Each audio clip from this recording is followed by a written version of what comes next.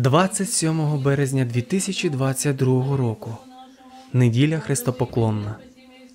У той час, коли на території нашої рідної України іде повномасштабна війна, громада Української православної церкви Свято-Іоанно-Богословського храму села Заболоття продовжує своє релігійне життя у нових умовах.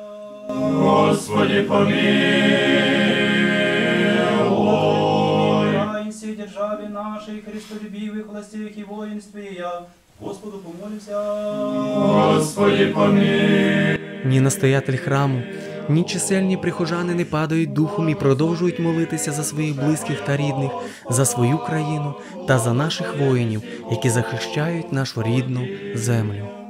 І ось, вже у неділю Хрестопоклонну, коли минула половина Великого посту, віряни відвідали богослужіння та вклонилися Ісусу Христу, розіп'ятому на хресті. Христу Твоєму поклоняємося, Владико.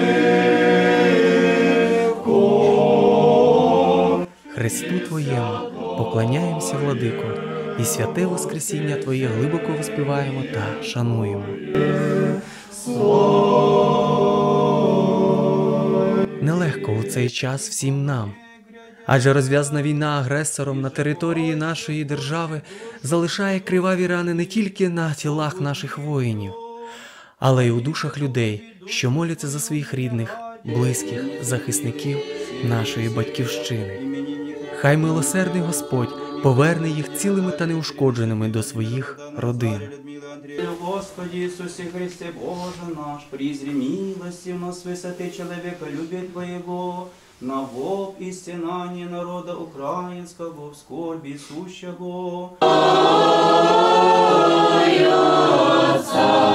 Незважаючи на воєнний стан, незважаючи на звуки сирен, християни продовжують активно брати участь у релігійному житті громади.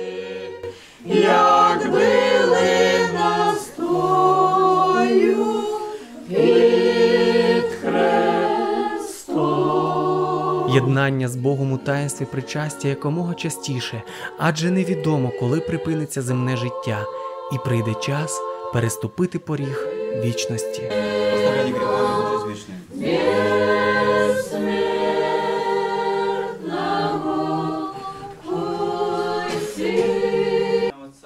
А духовні настанови настоятеля храму хай допоможуть нам усім досягнути Царства Небесного. Християни досягнули до середини Великого посту. І Свята Православна Церква, як любляча мати, напередодні цієї святої неділі, тобто вчора, виносить на середину храму, на центральний аналой, животворящий хрест Господень Київського і всієї Русі, пам'ять якого сьогодні браті і сестри звершує. Господь Бог нам всім помагав боротися зі страстями, каятися в своїх гріхах і через таїнство сповіді, прийнявши тіло і кров Христовою, іти шляхом спасіння і наслідувати життя вічне. Амінь.